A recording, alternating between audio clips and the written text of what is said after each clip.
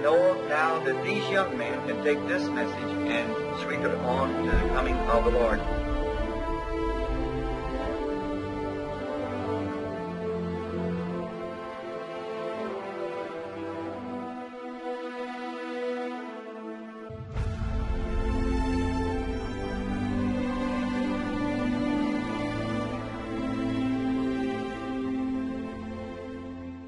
Mais uma vez estamos aqui. Nós temos o propósito de crescer cada vez mais no nosso Senhor e nós possamos diminuir. Quero convidar você para fechar o seu olho nesse momento. Vamos fazer uma oração para que essa pregação seja uma verdadeira lição do Espírito Santo para cada um de nós. Feche seus olhos. Vamos orar. Senhor Deus Pai eterno, Senhor, eu peço, Senhor, a Tua graça e a Tua misericórdia, meu Deus. Estar aqui, Senhor, nós sabemos que não é fácil, Pai, mas temos o Senhor conosco, Senhor. O Senhor diz, o Senhor prometeu na Sua palavra que o Senhor estaria conosco. E nós cremos que é mais conosco, Pai. Nós pedimos, Senhor, a Sua graça, a Sua misericórdia, que o Senhor possa nos dar uma ótima pregação, Pai. Diminuindo o homem, Senhor, e crescendo a Ti, Senhor. Pai, perdoa nossos erros, nossas falhas, Senhor. Mas, Pai, bendita é a Tua palavra, Senhor, que possa continuar crescendo e vivificando essa semente que há dentro de nós, Pai. Te agradecemos, pedimos um bom programa, Pai, para a honra e glória do Teu nome, Senhor Jesus Cristo. Amém, Senhor. Amém. Então, nós estamos aqui mais uma vez, nessa noite. Meu nome é irmão Estevão Gonzaga, eu estou aqui, um convite, eu aceitei, estou para ministrar uma palavra. Se eu fosse dar um tema, seria perdão, o nome dessa palavra, o nome da mensagem que eu quero levar. Embora nós sabemos que a mensagem não é do homem, mas que Deus acentuou ao meu coração, é algo que eu já havia pregado antes. Embora nenhum homem conhece toda a revelação, isso não, a revelação ela é infinita, ela nunca acaba. Então, embora eu conheça bastante esse tema, ninguém é totalmente sábio em tudo. Quando achamos que sabemos muito de algo, nós aprendemos que tudo é infinito. Então, eu peço a compreensão dos irmãos, por eu não ser talvez um bom pregador ou um bom palestrante. Eu creio assim que eu me sinto mais à vontade no púlpito por causa, não por causa da, vamos dizer assim, do povo, dos glórias a Deus e aleluia, não, mas assim por causa que a gente se sente mais, não sei usar a palavra certa, assim, a gente, não que a gente tenha mais confiança na gente, né? A gente confia mais em Cristo, todavia. Mas assim, a gente se sente mais confortável. Embora se está aqui, muitos acham que é mais fácil olhar para as cadeiras vazias e a câmera na sua frente. Mas sim, é um pouco meio tenso. Mas nós não confiamos no homem e confiamos em Deus. Totalmente confiamos em Deus. Nós pedimos agora que, se você estiver em casa, o nome da pregação é perdão. Nós pegamos três personagens, três histórias, três, vamos colocar assim, locais, cenários, e apenas um personagem e um autor. O nosso esposo, nosso amado Jesus Cristo, nosso remidor.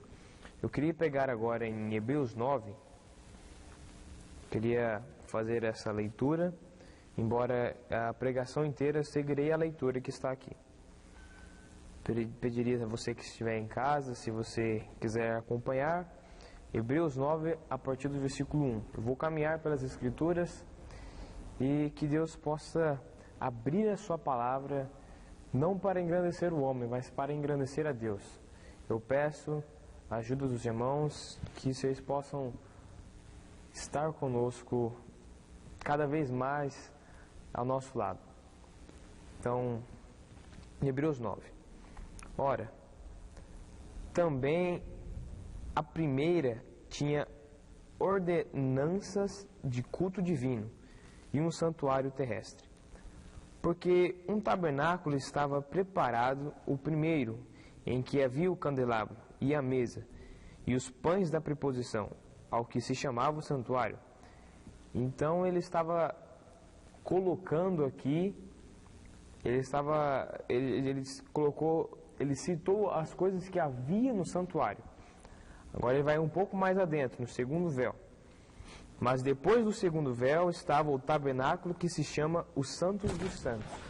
Nós sabemos que nos Santos dos Santos, continue comigo aqui, está o que no versículo 4, que tinha um incensário de ouro e a arca da aliança, coberta de ouro toda em redor, em que estava um vaso de ouro que continha o maná, e a vara de Arão, que tinha florescido, e as tábuas da aliança.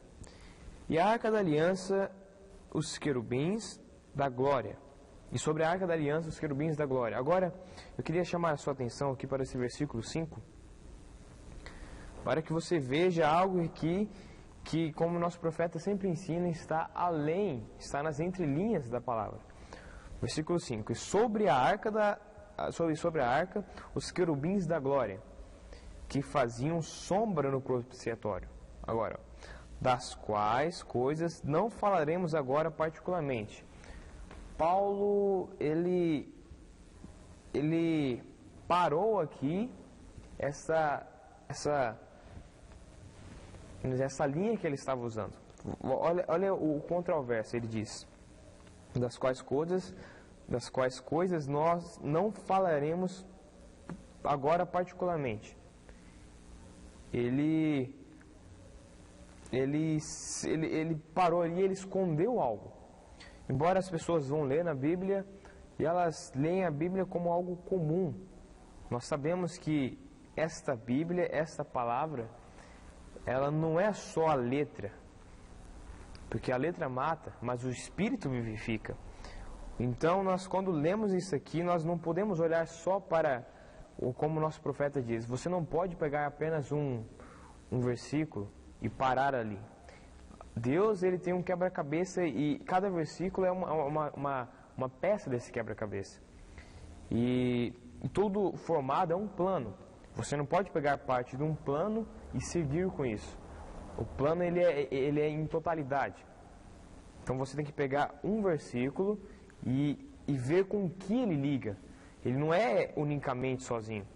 Então nós vamos reler esse versículo 5. E sobre a arca, os querubins da glória, que faziam sombra no propiciatório, das quais coisas não falaremos agora particularmente. Então Paulo escondeu, ele falou assim, nós não vamos falar sobre isso agora. Mas você que tem sempre a sua Bíblia, você coloque ela em referência, embaixo da Bíblia geralmente tem aquelas referências. Eu queria ir com os irmãos lá em Levítico 16. Mostrar algo que Paulo estava escondendo.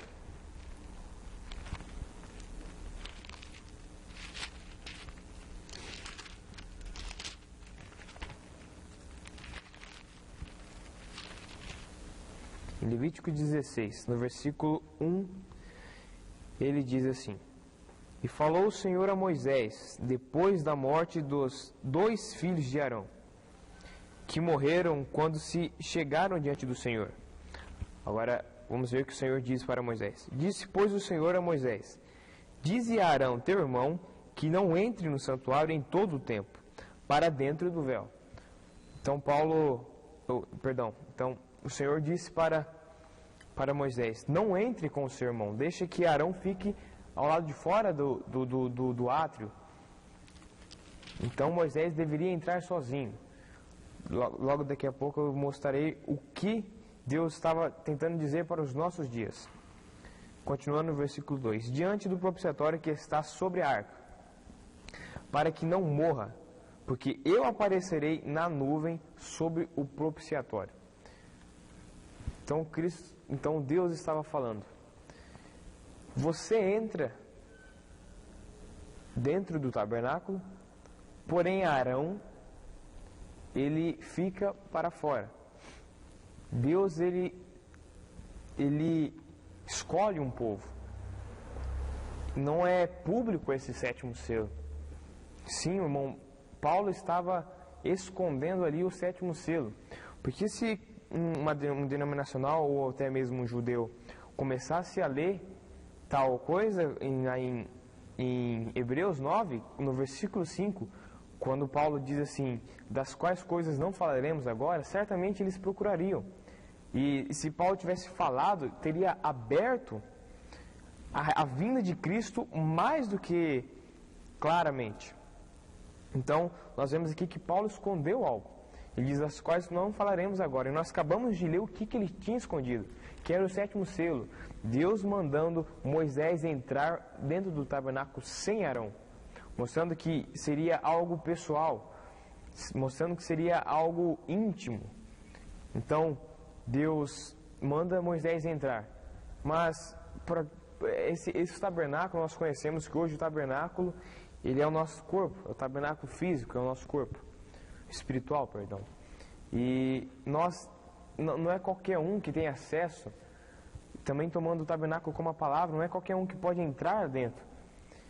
Tinha que ser um povo escolhido. E Deus, graças a Deus, nós entramos dentro, a palavra certa, desse povo escolhido de Deus. Não por méritos nossos ou por honra de qualquer um de nós, mas Deus, em sua infinita graça e misericórdia, nos colocou dentro desse plano de redenção. Amém? Vamos ler novamente o versículo 1 e 2 do capítulo 16 de Levítico. E falou o Senhor a Moisés depois da morte dos filhos de Arão, dos dois filhos de Arão, que morreram quando se chegaram diante do Senhor. No versículo 2: Disse, pois, o Senhor a Moisés: Dize a Arão, teu irmão, que não entre no santuário em todo o tempo, para dentro do véu. Então, para que você pudesse ver essa vinda de Deus, de Jesus, nosso amado esposo, você teria que entrar dentro do véu. Por isso que o Mombrana pega a mensagem véu adentro. Continuando no versículo 2, diz: diante do propiciatório que está sobre a arca, para que não morra, porque eu aparecerei na nuvem sobre o propiciatório. Olha o que Paulo não queria falar. Talvez ele até queria falar para nós, mas o que ele não poderia falar. Ele disse que ele não poderia continuar com aquilo.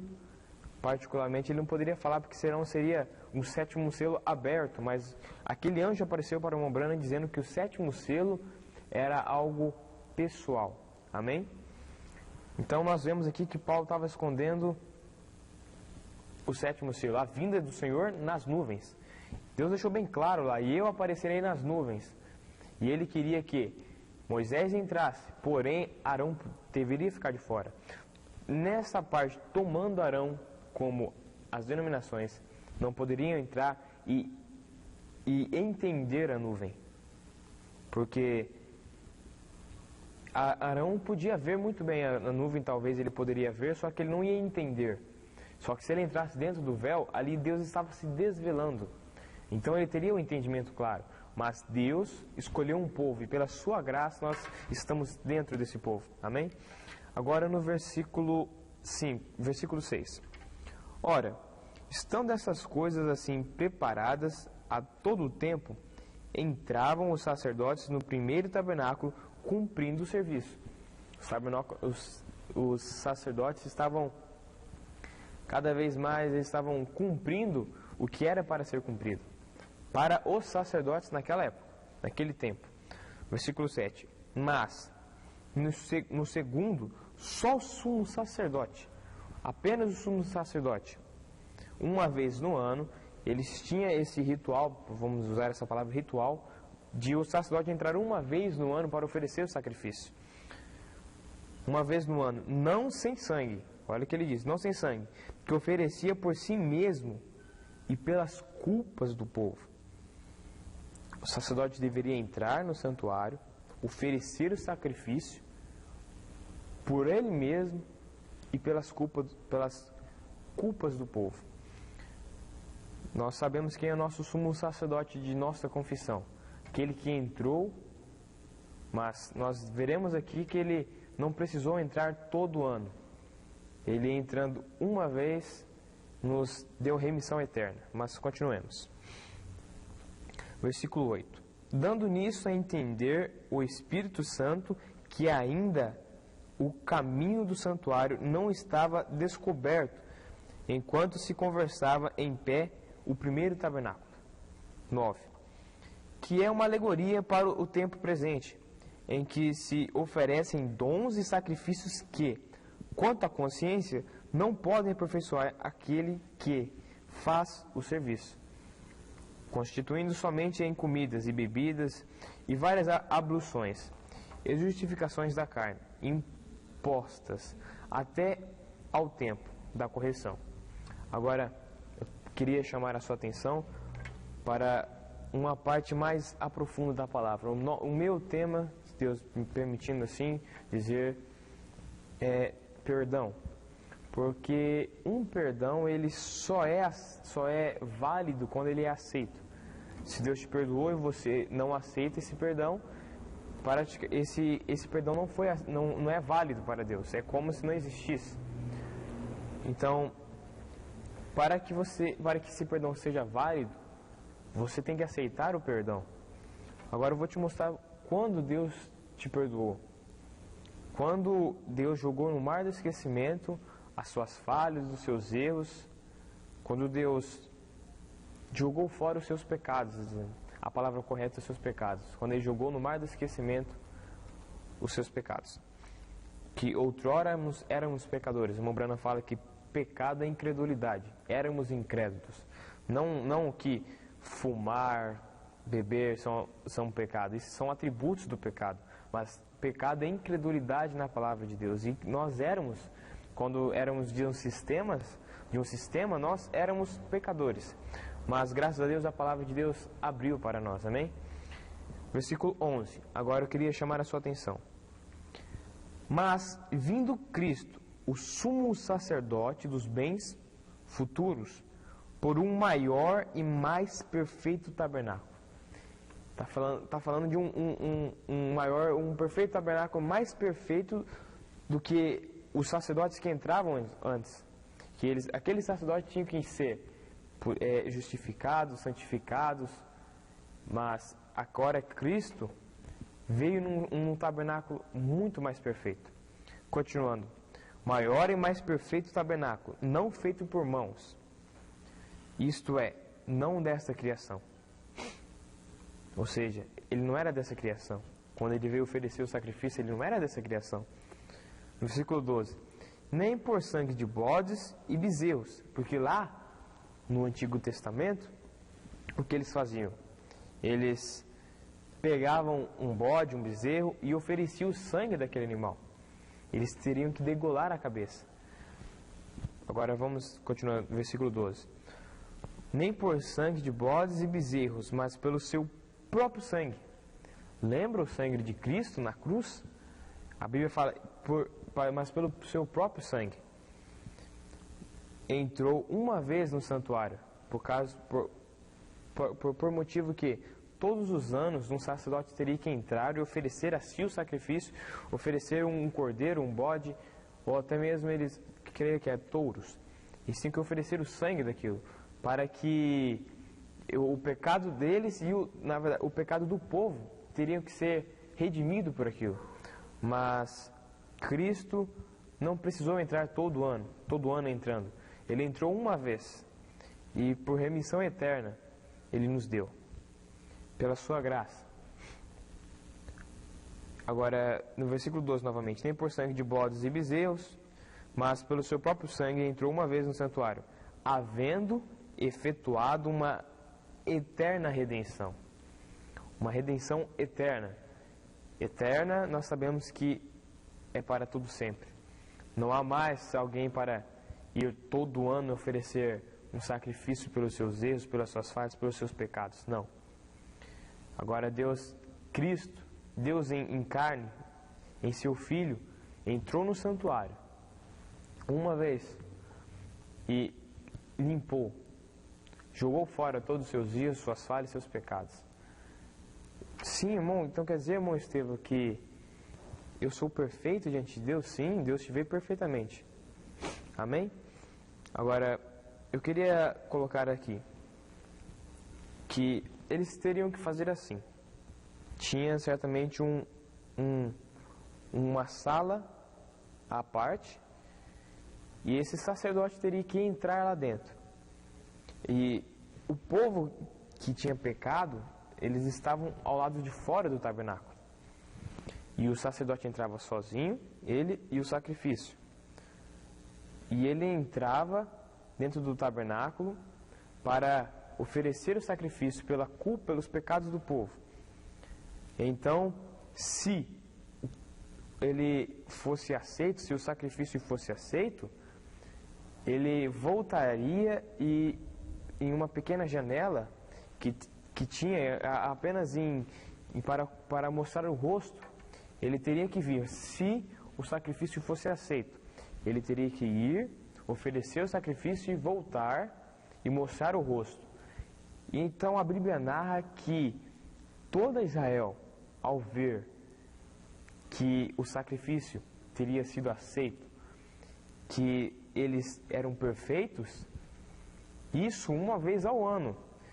Se fosse aceito, o sacerdote vinha e mostrava o rosto, e toda Israel pulava, rejubilava, porque eles sabiam que os erros, os pecados deles teriam sido aceitos. Agora, nós acabamos de ler aqui que Cristo, ele não entrou um ano só para no próximo ano entrar de novo. Não. Nós somos aquele povo de Israel que outrora éramos pecadores. Mas Cristo entrou véu adentro, entrou no tabernáculo e ofereceu eternamente seu sangue por nós. Não foi o sangue de um animal, não foi um sangue temporário, foi um sangue eterno, o sangue de Cristo. Amém? Continuamos, eu vou ler todo o capítulo 9 de Hebreus para mostrar o plano do perdão de Deus. Para que você veja que não é só quando o pastor está pregando e fala assim: ô irmão, você está perdoado, e você, Senhor. Não, aqui eu vou te mostrar a própria Escritura falando a verdade disso, que você está perdoado e que não importa quantas acusações, quantos principados e potestades se levantem contra você, Deus, em sua perfeição, Ele te vê perfeito, porque ela é Ele. Deus não se vê imperfeito. Se Ele se vê perfeito, é porque você também é perfeito. O sangue de Cristo nos alcançou. Amém? No versículo 13. Agora, preste bem atenção. Porque se o sangue de touros e bodes e a cinza de uma novilha espargida sobre os imundos os santifica. Lembra no mistério da novilha vermelha, que o sacerdote tinha que pegar as cinzas daquela novilha sem mancha e esparzir sobre o povo? Aquela cinza purificava o povo de seus erros, seus pecados, porque aquele povo que teriam tocado em corpos mortos.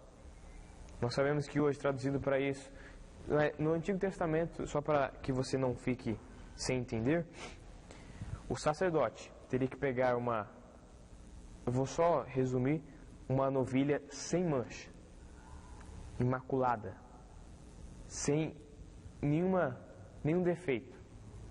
E ele queimava essa novilha até ficar só as cinzas. E esse sacerdote, ele teria que ser um homem preparado, um homem santificado na presença de Deus, sem defeito, uma vida entregue a Deus.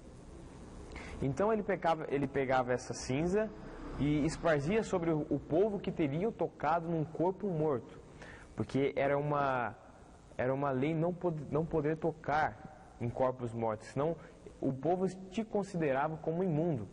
Então, para isso servia. Se você tocasse em um corpo morto, você teria que vir ao sacerdote. Ele deveria queimar a novilha e jogar a cinza dela sobre você, para que você pudesse ser santificado e se livre dessa imundície. Então, nós traduzimos para o nosso tempo de hoje, nós vemos que corpos mortos hoje não é literal. Corpos mortos hoje nós vemos que é esse mundo aí fora. Lembra de Noé? Porque Noé, Quando ele estava na arca, a Bíblia fala que quando ele olhou pela janela, lá estavam corpos mortos boiando. A mesma coisa hoje, nós vemos corpos mortos boiando aí fora. E todos os dias tocamos em corpos mortos, seja na escola, no trabalho, ou até mesmo nas ruas, quando você vai no mercado, em algum lugar você toca em um corpo morto. Mas quando você vem para um culto, quando você vem para uma reunião com Cristo, esse Cristo, o sumo sacerdote da nossa confissão, pega essa cinza e esparge sobre nós. Nós sabemos que Cristo e o Espírito Santo são um. E o Espírito Santo, ele pode tipificar o pastor em nossos tempos hoje. Por isso que nós temos um nosso sacerdote que é o nosso pastor, que ele pega essa cinza que é a palavra e esparge sobre a gente e nos santifica de todo mal. Amém? Então, só para continuar aqui, no versículo 13. Porque se o sangue de touros e bodes e a cinza de uma novilha esparzida sobre os imundos os santifica quanto à purificação da carne, agora ele acabou de falar isso que eu acabei de narrar para vocês. Olha o 14. Quanto mais o sangue de Cristo, ele quis dizer, se a cinza de uma novilha te purifica, quanto mais o sangue de Cristo, que vale muito mais do que apenas a cinza de uma novilha. 14. Quanto mais o sangue de Cristo, que pelo Espírito eterno se ofereceu a si mesmo imaculado a Deus. Ele mesmo entrou no santuário e ofereceu a si mesmo imaculado, sem mancha, sem defeito nenhum, sem pecado nenhum.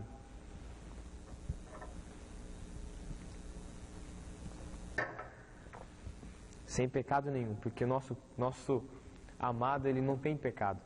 Por isso que eu e você hoje somos livres, somos perfeitos na presença de Deus. Amém? Queria continuar no versículo 14. Que pelo Espírito Eterno se ofereceu a si mesmo imaculado a Deus, purificará as vossas consciências das obras mortas para servirdes ao Deus vivo? Está fazendo uma pergunta. Agora ele fala, e por isso é mediador de um novo testamento, para que, intervindo a morte para a remissão das transgressões que havia debaixo do primeiro testamento, os chamados para fora recebam a herança eterna. Lembra da voz em Apocalipse 18:4, se não me engano, ele diz, sai dela, povo meu.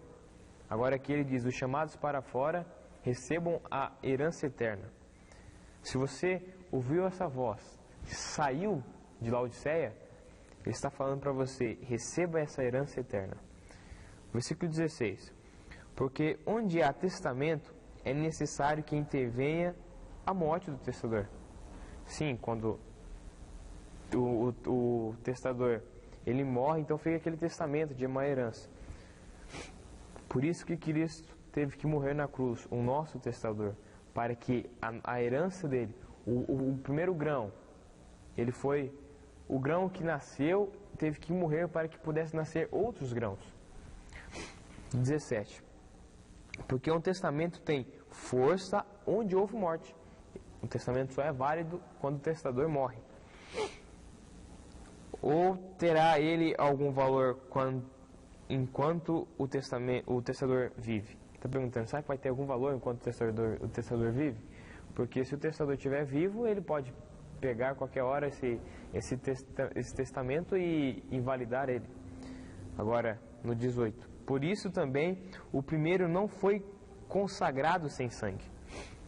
Porque havendo Moisés anunciado a todo o povo todos os mandamentos, segundo a lei, tomou o sangue dos bezerros e dos bodes, com água, lã, púrpura e isopo, e aspergiu tanto o mesmo livre como todo o povo. Agora no 20, dizendo, esse é o sangue do testamento que Deus vos tem mandado. Lembra? Deus nos enviou seu Filho amado. E semelhantemente aspergiu com sangue o tabernáculo e todos os vasos do ministério. Todos. Ele santificou o corpo todo. Não santificou só um membro ou outro. Por isso que a igreja hoje voa num nível só, não há maior e nem menor. Nós estamos voando e planando nessa palavra. Versículo 22. E quase todas as coisas, segundo a lei, se purificam com sangue.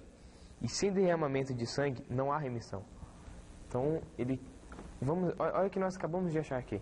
Sem derramamento de sangue não há remissão. Se não houver sangue derramado, ninguém poderia ser redimido. Porque nós sabemos, nós fomos salvos desde antes da fundação do mundo. Porque o Cordeiro foi oferecido antes da fundação do mundo. Mas Cristo teve que vir para quê?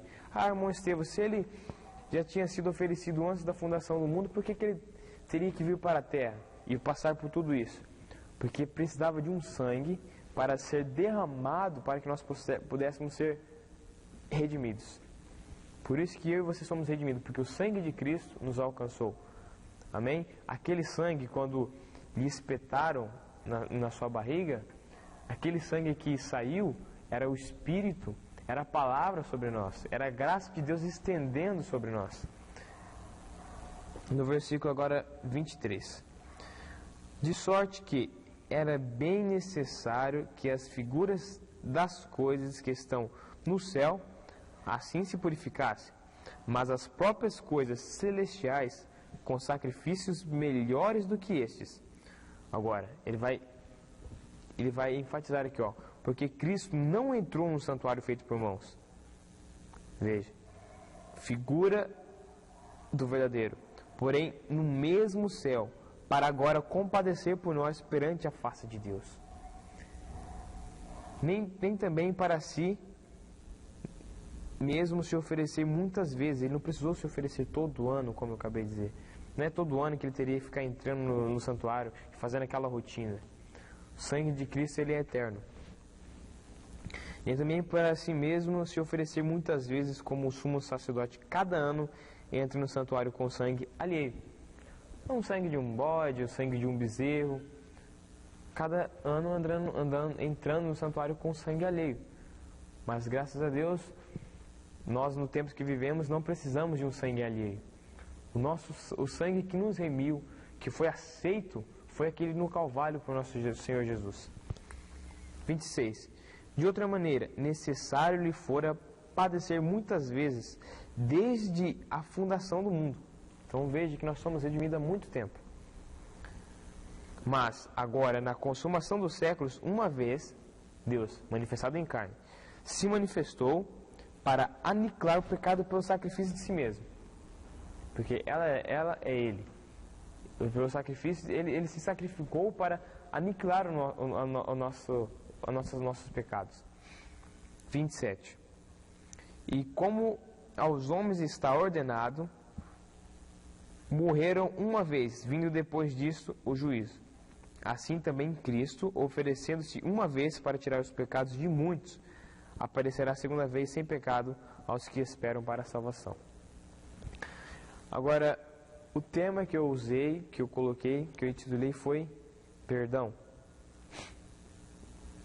Nós lemos Hebreus 9, que ele narra a cena de que teria que um sacerdote entrar dentro do santuário, oferecer o sacrifício. Se fosse aceito, ele teria que voltar e mostrar o rosto. Agora, nós já vimos que o sangue aceito, que o sacrifício aceito foi de Cristo. Não é necessário todo ano um sacrifício entrado. Não, o sangue de Cristo, ele é eterno. Ele nos livra eternamente, amém? Agora, queria abrir com vocês, se vocês estão me acompanhando, lá em Lucas, capítulo 23. No livro de Lucas, capítulo 23.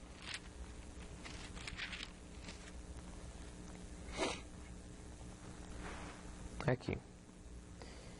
Agora eu vou mostrar para vocês o paralelo entre o Calvário e onde nós fomos redimidos. No versículo 39 do capítulo 23 de Lucas. E um dos malfeitores, está narrando aqui, onde Cristo estava já no Calvário, e estava na cruz, e tinha um ladrão à sua direita e um ladrão à sua esquerda. E um dos malfeitores que estavam pendurados blasfemava dele, dizendo: se tu és o Cristo, salva-te a ti mesmo e a nós. Olha o que o ladrão da esquerda estava dizendo. Se tu és o Cristo, está falando para Jesus, salva-te a ti mesmo e salve a nós também. Ele estava tentando, mesmo sabendo que já estava condenado. No versículo 40 agora. Respondendo, porém, o outro repreendia-o, dizendo: tu nem ainda temes a Deus? Estando na mesma condenação, você já está, um falou para o outro, você já está na cruz, já está quase morto, está condenado a morrer e ainda assim não teme a Deus. É algo forte, algo duro. É como um incrédulo. Você o mostra, mas ele não se arrepende. Ele sabe que ele está indo para o caminho errado. Sabe que ele já está condenado à morte, mas não se arrepende. Versículo 41. Agora o ladrão da direita dizendo: e nós, na verdade, com justiça. Olha o que ele estava dizendo. Porque recebemos o que nossos feitos mereciam. Ele está falando assim: nós sim merecemos estar aqui na cruz, porque nós estamos pagando por algo que nós merecemos fazer. Nós merecemos receber. Ele diz assim, mas a este nenhum mal fez. Ele está falando a Jesus, ele está falando de Jesus. Ele diz: Jesus nenhum mal fez para estar aqui. Ele diz para o outro ladrão da esquerda, ele diz: como é que você não teme ainda? Esse aqui, ele nem um mal fez para pagar por isso, ele está pagando. Agora no versículo 42. E disse a Jesus, olha o que o ladrão da direita diz para Jesus: Senhor, lembra-te de mim quando entrares no teu reino. Olha onde ele pediu a misericórdia. No último segundo da vida dele. No último minuto, dizendo assim. Ele já estava condenado à morte, mas ele aqui reconheceu que Jesus não era só um homem. Você viu quando ele diz assim, olha o que ele diz aqui, quando entrares no teu reino. Ele sabia que Cristo era o único Deus é o que tem o reino nos céus. Então ele reconheceu Deus em carne humana. Versículo 43. E disse-lhe Jesus. Agora, nosso profeta mesmo nos disse: aquele ladrão da direita éramos eu e você, que outrora éramos pecadores, merecíamos pagar pelo que éramos, filhos da desobediência. Em Efésios diz que éramos filhos da desobediência, mas Cristo, em tua infinita graça, olhou para nós. Disse-lhe Jesus: em verdade te digo que hoje estarás comigo no paraíso. Ele estendeu a sua graça. Cristo olhou para o ladrão da direita e revelou a ele que naquele mesmo dia ele estaria com Cristo no paraíso. Agora, irmãos, qual é o paralelo com nossos dias? Por que eu mostrei isso? Quando eu estava meditando hoje à tarde, eu pensei, eu já tinha dado o tema, e eu pensei: Senhor, me guia nisso, porque o homem nada pode fazer, apenas o Espírito do Senhor, apenas o Espírito Santo. E eu falei: Senhor, me guia nesse tema, porque muitas das pessoas já estão perdoadas. E por que você acha assim? Você fala: mas irmão, elas foram perdoadas, aceitaram? Não, elas foram perdoadas e elas ainda continuam errando. Fala assim: irmão, é por causa que ela não aceitou o perdão. O perdão só é válido quando ele é aceito. Cristo já perdoou todos nós. Porém, só pode perdoar aquele que reconhece isso, reconhece Deus em carne humana. Agora, o paralelo com nossos dias, irmãos. Aqui, Cristo estava olhando para a direita, para o ladrão da direita. Nós pensamos, é assim que ele descobriu. Assim que o ladrão da direita descobriu que ele tinha sido perdoado. Quando Cristo olhou para ele. Quando Cristo mostrou a sua face para ele. Então o ladrão da direita, ele já se sentiu confortável, já se sentiu junto, porque ali era a voz do Criador dizendo para ele: hoje mesmo tu estarás comigo no meu paraíso. No paraíso. Essa era a mensagem daquele dia. Agora, traçando um paralelo para os nossos dias, irmãos. Nós acabamos de ler lá em Levítico, que o Paulo estava escondendo. O que nós lemos lá? Que Cristo, ele viria na nuvem em cima do propiciatório, sobre o propiciatório. Só que só Moisés poderia entrar lá dentro. A nuvem, ela é o nosso perdão.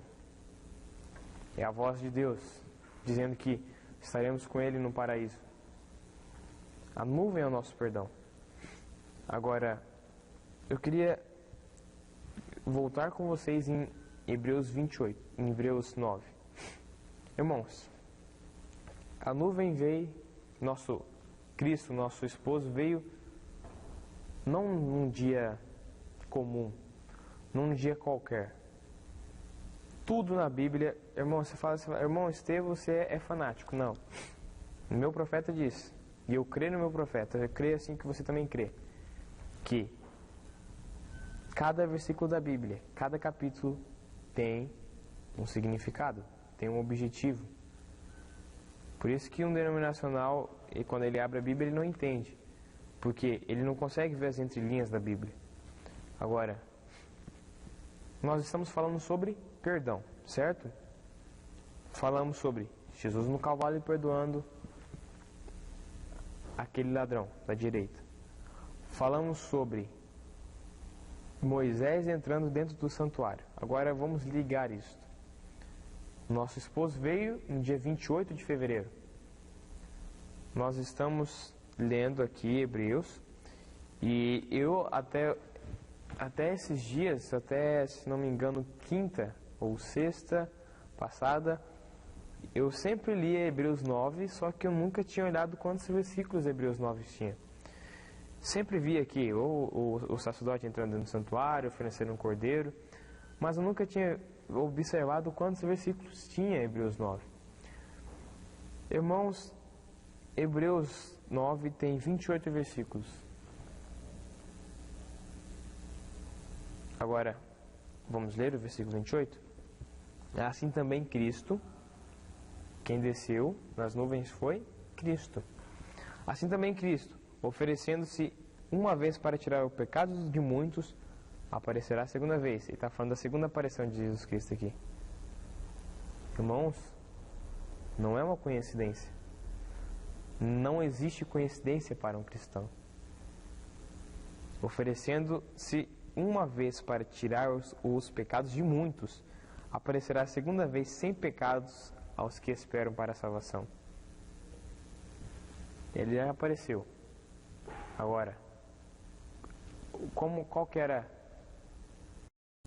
a rotina mesmo do sacerdote? Entrar dentro do tabernáculo, oferecer o sacrifício.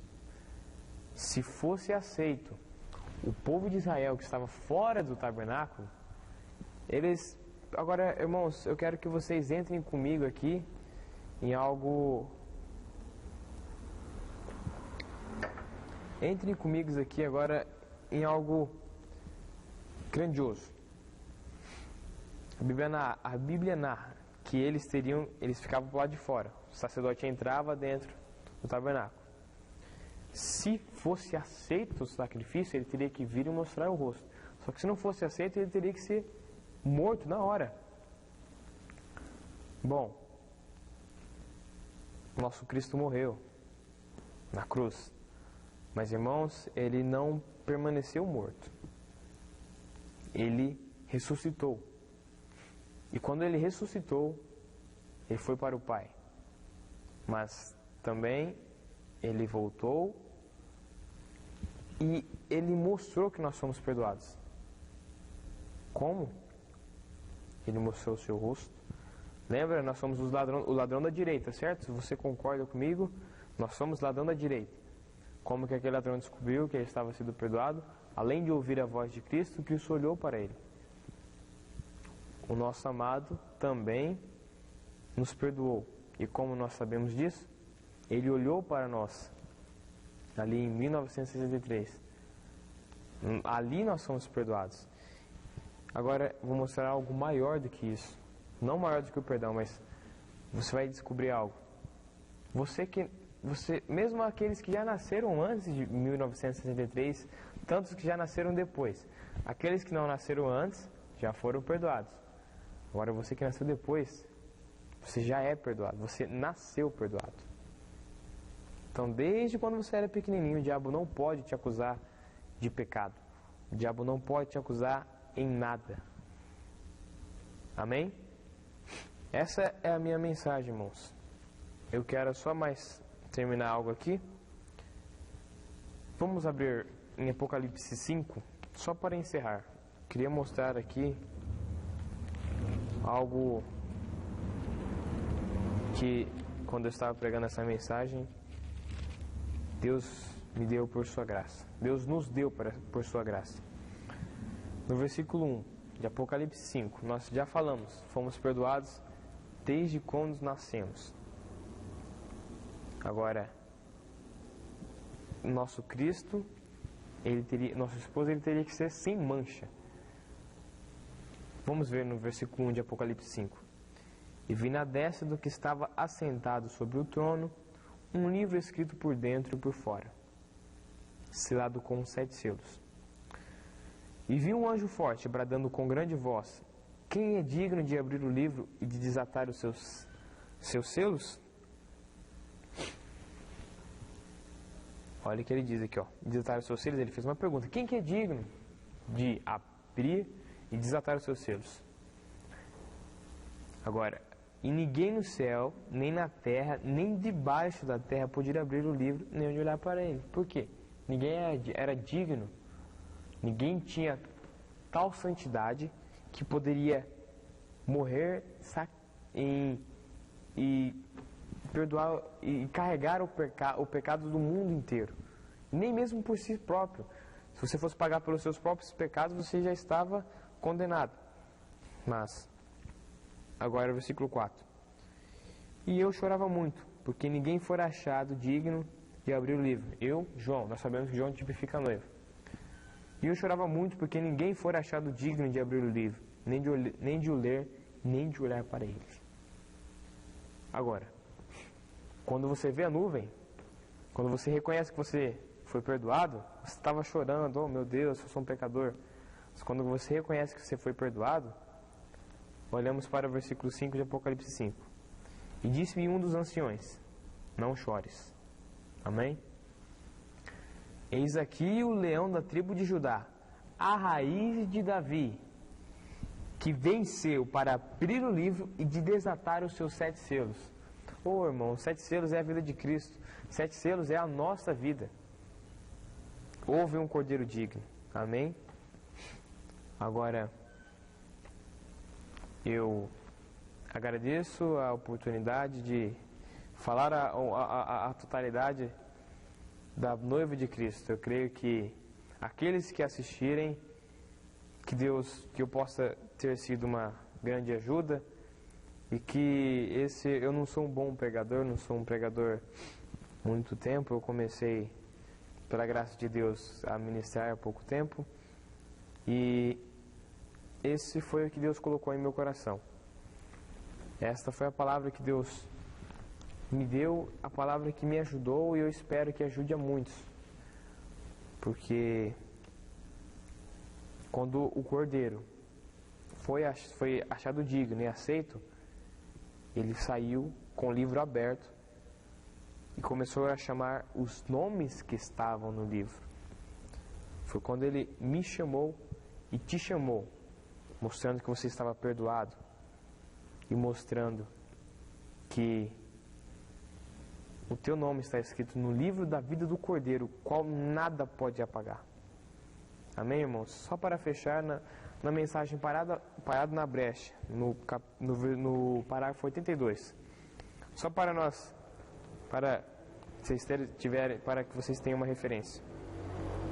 E agora, eu não sabia daquela época, o irmão está falando, eu sabia naquela época que eles estavam tirando fotos daquilo, os cientistas estavam, quando os anjos, eles mesmos descendo do céu para trazer a mensagem.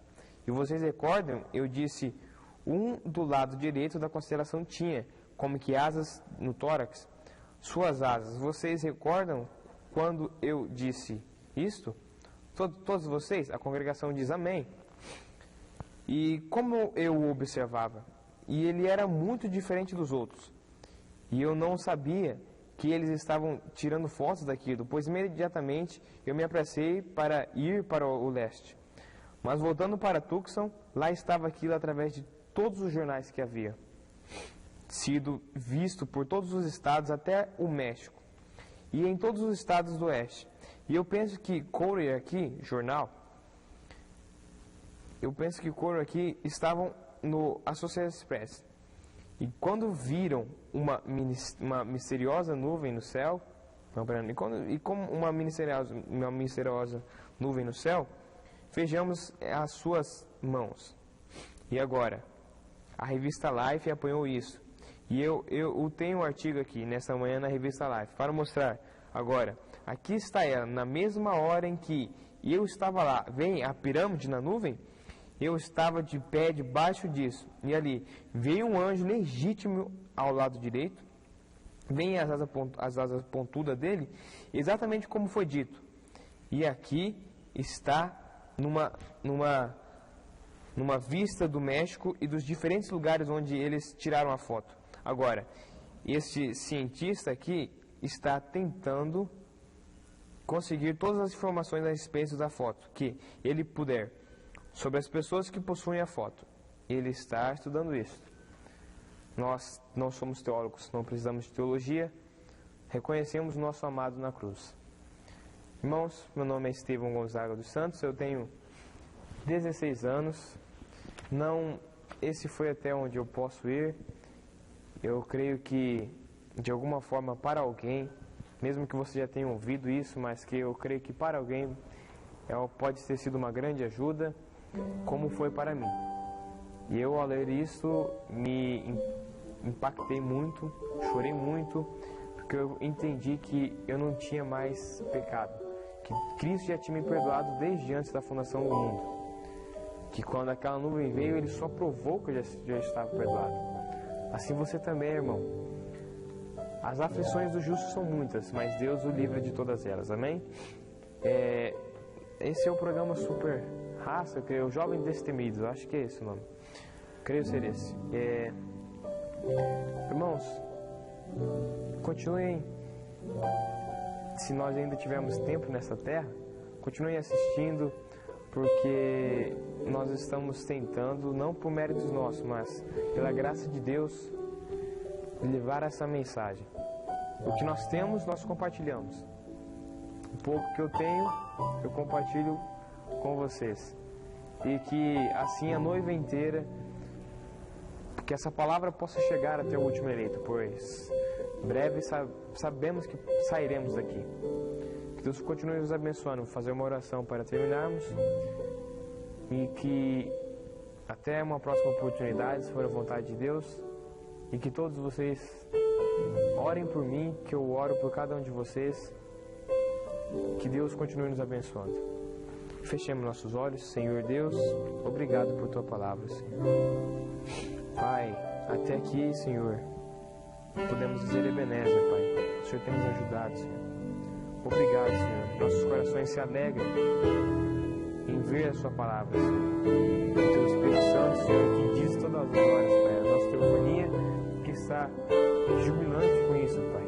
Porque nós sabemos que não temos mais pecados, Senhor. Satanás não pode mais nos acusar de nada, Senhor. somos limpos e imaculados, Senhor. Não por méritos nossos, Senhor, mas pela graça de Deus. Não somos mais nós que vivemos, mas Cristo vive em nós. Continue conosco, Pai, nos dando, Senhor, o tempo que resta ainda nessa terra, Pai. Esperamos a ressurreição de nossos irmãos, para que nem menos de 30, nem mais de 40 sairemos daqui, Senhor. Pedimos, Senhor, a Tua graça e a misericórdia. Continue com cada um de nós, Pai, aos que estão assistindo, quanto nós estamos aqui. Que tudo seja, tudo, para a honra e glória do Teu nome, Pai. Que o homem diminua e que o Senhor cresça. Pois pedimos no nome qual é sobre todos os nomes, Jesus Cristo, o nosso Redentor eterno. Para a honra e glória do Teu nome, Senhor. Amém. Deus continue vos abençoando, no nome do Senhor Jesus Cristo.